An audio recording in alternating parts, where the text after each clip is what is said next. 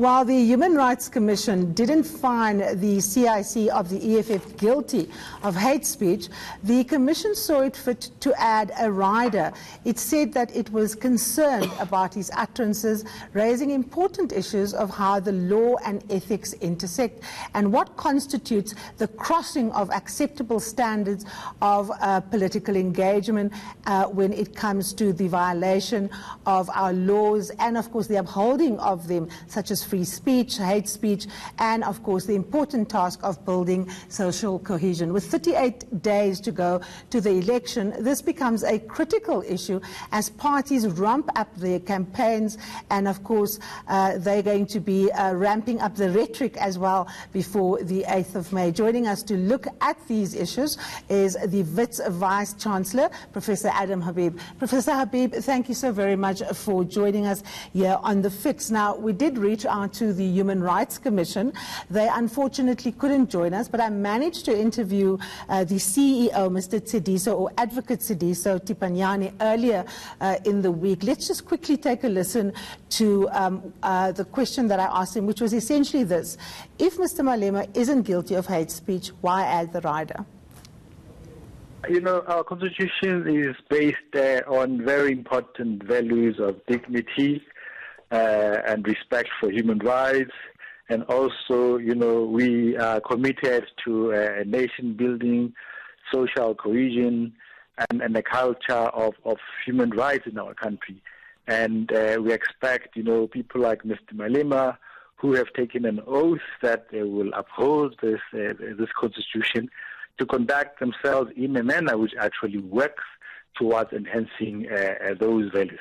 Mm-hmm. And therefore, even though we didn't find his utterances, you know, to amount to hate speech as defined by Section 10 of the Promotion of Equality and Prevention of Unfair Discrimination Act, Equality Act, you know, we were still quite concerned because, you know, the reaction of these utterances clearly has made a number of South Africans unhappy.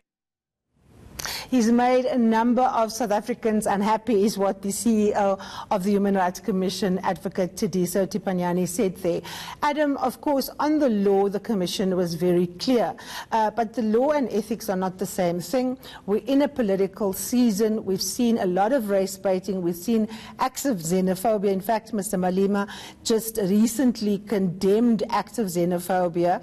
But, of course, considers calling Pravin Gordhan a dog and the advocate leading the evidence at the Zondo Commission a bastard, not constituting or creating a climate in which people are actually pit against each other. What do you think the Human Rights Commission meant when it added that rider? Because my understanding is if you're not guilty of hate speech, you're not guilty of hate speech. Why add the rider? So I'll tell you, I wasn't surprised at one level that they didn't find Julius Malema guilty of hate speech, in part because it's really very hard in our law to prove intention to commit harm. And so that's what the clause they relied on in this regard. So at one level I understand it. At another level I'm very concerned. And I'll tell you why I'm concerned. Because there are other clauses that said with the intention to propagate hatred. And there I think Julius Malema is actually guilty. Yeah. Because if you're serious about taking context into account, you talk about our history, you talk about the role of whites in the creation of apartheid, then the other context is Julius Malema is the leader of the third largest opposition party. And that context is important because how he gets interpreted by his base is particularly important. So if you went to your Twitter account or go to my Twitter account, and you'll see his base interpret his words in quite destructive ways, and there I do think it meets the criteria of propagation of hatred. So I do worry about this. This is not just making South Africans unhappy. What it was is it might not formally meet the definition on the one clause, but it is racism. It is the violation of human rights. And that is what it is about. It's not simply the issue of making a few South Africans unhappy. And this is where I do worry. You know, I worry about people who take public leadership. If you can't make hard decisions, don't take the job. This moment requires hard decisions. And frankly, public leaders officials of public institutions must have the courage to make hard decisions. I worry there are two consequences here. One for Chapter 9 institutions. If you simply go for the small fish and you're scared for the big fish, you delegitimize these public institutions because nobody then takes Chapter 9 institutions seriously. The second is for the nation as a whole.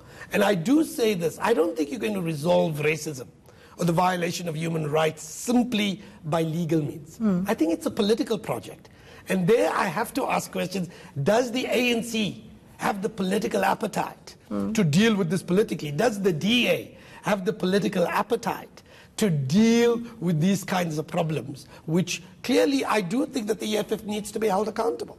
Now, of course, the EFF has been involved in skirmishes with quite a few people. One of the central issues under which they've come under attack for is what people call the intolerance of the media, and of course the fact that they have often been involved in bullying of media personalities or media workers such as journalists. We saw, for example, the EFF whip Mr. Floyd Shivambu choke a journalist in the precinct of Parliament. The question that always goes through my mind is, that was in full view of the public. What would he have done if there was no one around to see him? And the reason why I'm asking this question is that if you are a political party that operates within a constitutional order, and the EFF has, of course, used the Constitution for enormous good. It challenged President Zuma, it challenged a whole range of things that were fairly and patently unconstitutional, invented the term constitutional delinquent. Can it pick and choose from the Constitution what it wants to be committed to and still be credited as a party that wants to operate, that opts into this way in which we conduct democracy? So, I mean, I think the thing that worries me about many of the leaders of the EFF is that they take on the rights of the Constitution very quickly. They never take on the responsibilities of that Constitution. And while they say they engage in robust engagement, political engagement, part of what they do is try to silence, not only journalists, by the way, they try to silence all kinds of people. There's a deliberate attempt to silence in a democracy. And this I do worry about. You know, when you advance the politics of hatred, which I see Julius Malema doing, you can't stop that at particular boundaries. So when he talks about he's ashamed to be a South African because of the xenophobic attacks, my argument is the xenophobic attacks is a direct consequence of the politics of hatred that you advance. You cannot control where it goes. And this is where it goes. When you start the politics of hatred at racial groups or cultural groups, it doesn't stop there. It goes to ethnic groups, it goes to tribal groups, it goes to nationalities. That's the consequence of what you have. Now, you're not simply a political activist. You are an MP. You swore an oath to that Constitution. When are we as South Africans going to hold them accountable? This is why I worry about the ANC. The ANC says you need to hold these guys accountable. But when push comes to shove, you want to appease them. Look at how the leadership of the Gauteng ANC has gone out of its way to try and ingratiate itself to the EFF leadership. This is what Cyril Ramaphosa has done at various moments as well. If you look at the DA, for all of the big talk about the EFF not representing forces of the right and the politics of hatred, when push comes to shove, they rush to enter into coalitions because they're so desperate for power that they forget political principle. Well, this is the thing. I mean, because actually, Adam, what Julius Malema is doing and saying is just an extreme version of our normal politics anyway. I mean, this is what we are. Yeah, you know, we cannot have, we can't seem to get past it. You know, we can't talk about the economy. This election, once again, we have an election that's got nothing to do with economic policy. I think that's actually right. But here's the problem that I see. You know, when proto-fascist parties emerged in Western Europe, the biggest danger of mainstream parties is they try to appease them. They try to take over part of their agendas. And in the process, they legitimize them. So Le Pen would have been sitting 15 years ago at 5%, 4%. Now at the last election, they pulled 35%. You legitimize these parties. And that's my fear. But how do you not legitimize them? In other words, if you can't put them in jail for being proto-fascists. No, but what you can do is in the way you engage politically, is you can say, we will not legitimize them, that actually we may want power. But there are certain people we will not enter into alliances for that political power. If you look at Britain, UKIP, which is the cause of Brexit basically, UKIP got so big that it caused the Conservative Party to call a referendum, which it then lost to what UKIP had wanted the result anyway. And that's why I'm saying, if you start engaging, it's like if you're dealing with the Ku Klux Klan in the middle of the US. For history, for a long period, there were political parties that said, we will not deal with you, however attractive you are. When you organize with the most basest instinct of humanity, the most racist principles, we do not deal with you. We've lost that as decent political actors.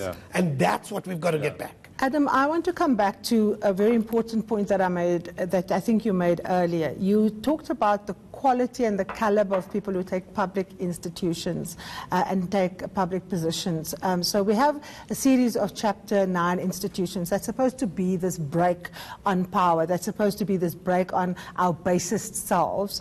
But we see increasingly these very institutions actually going for the easy route, actually going for the small fish, as you say, not wanting to upset kind of the apple cart.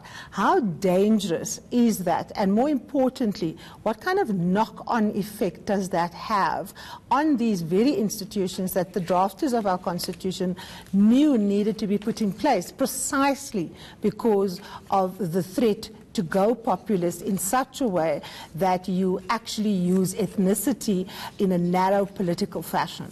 So, you know, being a leader of a public institution today is really difficult because you're operating in a very socially and politically polarized society. And what it requires is hard trade-offs and calculations to be made. And it requires courage. And frankly, if you can't do it, and I know it's difficult, I head a public university, I know the difficulty associated, but you've got to make that courage, have the hard decision. Because when you take the leadership of this institution, you take an oath to the nation to act in the best interest of the nation as a whole. And it seems to me if you can't do that, don't do the job. Now, we've got two institutions now already that has got the people confused. The one is the public protector. We've seen her, for example, go after the issue around monetary policy, and she had to be challenged. And when, of course, she was challenged, she capitulated in court. Her bona fides are being questioned. There's been attempts to get rid of her already. Again, there's been an appeasement. The one moment she's almost out, the next moment everyone pulls back, and then she proceeds in a particular manner. She's laid charges at the police against the State Security Minister, for example. Now we've got the Human Rights Commission who argue that they interpreted the law, and Mr. Tipanyani, to his credit, said that they're not always right. They lost a case recently, so they can appeal, and some of the people involved in this case is going to take the matter on review. But what does it say to the character of these individuals when political leaders become so big, so powerful, that your entire political establishment and your civil society actually just starts shutting up? And I'm asking this because this is the 25th year of our democracy, but it's also the 25th year of the anniversary of the genocide in Rwanda, for example. So we don't even have to go to Europe for examples of fascism. Yeah, so I mean, I'll say two things. I said that the Human Rights Commission and the Public Protector are very different players. In a sense, I think the Public Protector has capitulated too often and made a set of compromises and in some senses violate the very mandate of that office in a way that the Human Rights Commission hasn't done so. So I think we must make the distinction. But I do think, and I also want to be, we must start avoiding witch hunts of anybody whose decisions we don't like. But I do think that I would love to see the Human Rights Commission more transparent about the thinking behind this decision. It's, if you like, it's too circumspect as it stands. I would like them to defend it. I would like them to say, here's where we think the boundaries were crossed and years where we think the boundaries have not, and years why we made this decision. I want a public transparency in the deliberative processes that associated that decision. I think that that's very, very important. But I will end by this.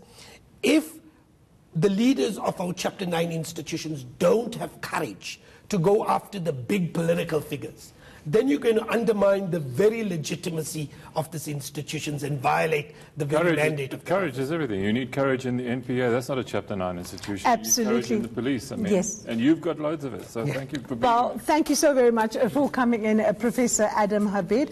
Habib, after the break, we take a look at the stories making headlines in our weekend newspapers.